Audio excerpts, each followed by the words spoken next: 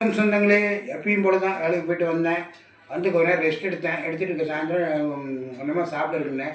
எங்களுக்கு முறுக்கு செட்டு போட்டு கொடுப்பீங்களா? நான் கடை வச்சுருக்கிறப்ப சென்னையில் அது மாதிரி போட்டு கொடுங்கன்னு அப்படி. சரிண்ணா, அதுதான் இப்போ தயார் பண்ணேன். இங்கே பாருங்கள், கேரட்டும் பீட்ரூட்டும் சீவி வச்சுருக்கிறேன். இந்த பீட்ரூட்டு கொஞ்சம் அதிகமாகவும் கேரட்டு கொஞ்சம் கம்மியாகவும் இருந்தால் போதும்.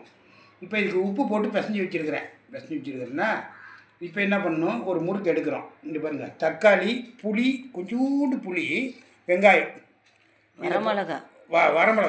வரமிளகா போட்டு இதை வந்து நல்லா அப்படி சுண்ட காய்ச்சணும். இது ஸ்டவ்வில் வச்சு வானலில் தக்காளி பழம் அப்படியே நல்ல இதாக விடும், கெட்டியாக போயிடும்.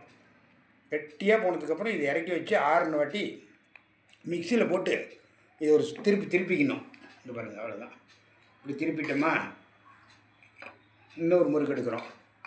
இது தட்டுவடை செட்டு கடை வச்சுருந்தோம்ல, அப்போ இந்த மாதிரி ஒரு அருமையாக இருக்கும். ரொம்ப முறுக்கு செட்டுன்னு பேர். அது பாருங்கள்,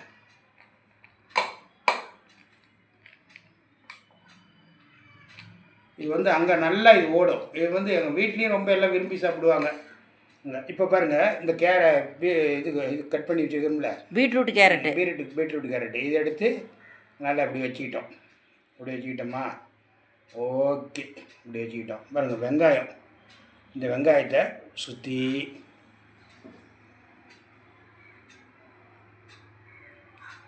கொத்தமல்லி தலையை,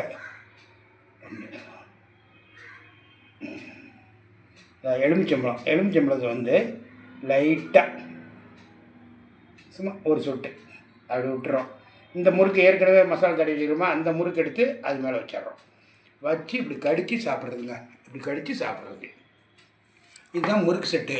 உங்களுக்கு யாருக்கு பிடிக்கும்னு சொல்லுங்கள். இங்கே பாருங்கள், டீ சூடாக இருக்குது. இன்றைக்கி அப்பா வீட்டில் இதுதான். வாங்க, நாளைக்கு உங்களுக்கு காலையில் பிரேக்ஃபாஸ்ட்டில் சந்திக்கிறேன். பாய்.